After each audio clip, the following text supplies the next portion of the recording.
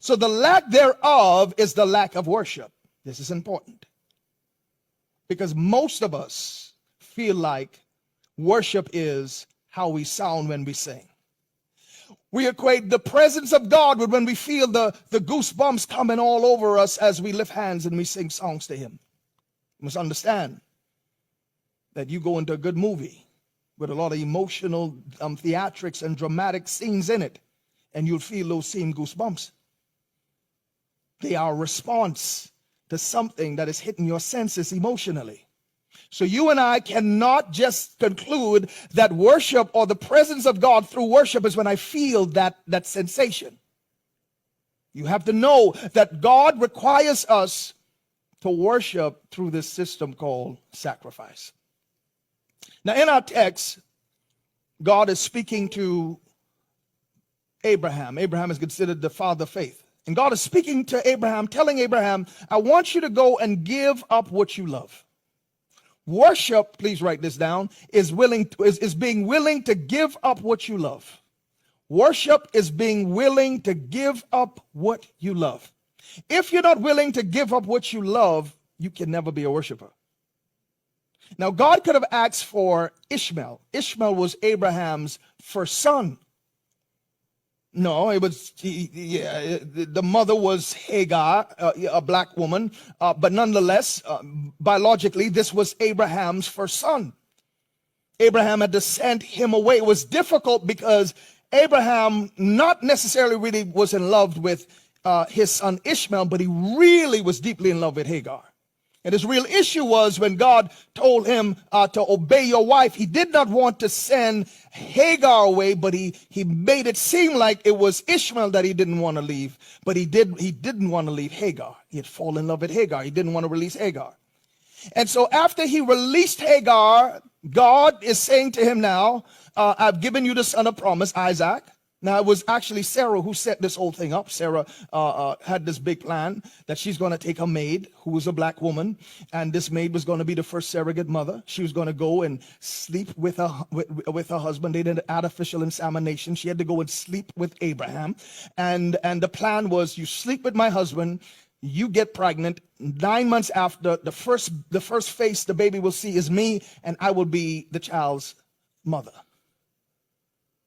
She was a black woman and a Jewish girl telling a black woman, go get pregnant for my good husband, and then after that, I'm going to be the mother and you can continue being the maid. Scripture says that as Hagar starts to show, maybe her first or second trimester, she realized that with this thing called pregnancy comes some French benefits. So she started acting out into Abraham's house. She started doing her own thing. Why? Because she felt like now she had clout, she had leverage. And she was supposed to be the one who washed the clothes and put the clothes in the laundry and put the clothes on the line. The whites, they'll go on the line. The dark colors, you could, and Sarah's giving her how to take care of the clothes and so forth. Sarah comes into the house and sees Hagar, on the couch watching Netflix. I'm ghetto-tizing. And she goes to her and tries to rough her up. Why are you here? You're supposed to be working. And Hagar says, I don't feel well. I have morning sickness, but you won't know how that feels. So Hagar's personality starts to come out. So this is drama in the Abraham's household. Finally, Abraham obeys. He gets rid of Hagar, gets rid of Ishmael. He has Isaac.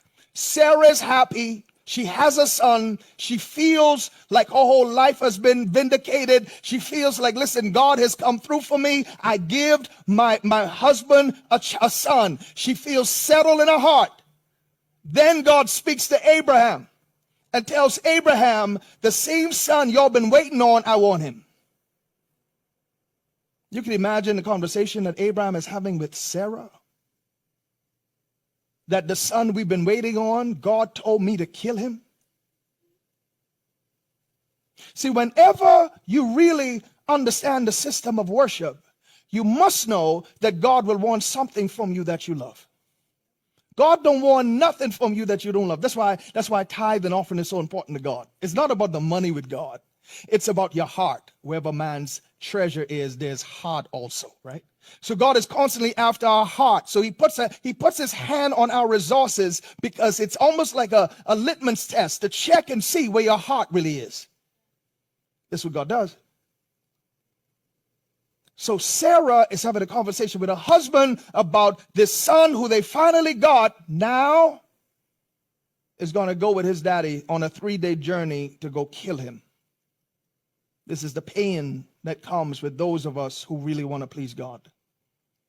If you really want to please God, there's some days when your life is filled with pain. Why?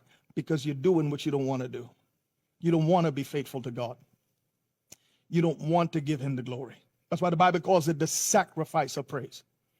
Because you don't want, and in your life all week you'll say, Pastor, there's nothing that God has done that I can see that I should be thankful for. There's nothing that happened. I didn't have no miracle working power week. I had a hard week. I had a sucky week. Because I had that kind of week, now you're telling me to clap hands and lift hands to God. I don't feel like doing it. That's why it's a sacrifice.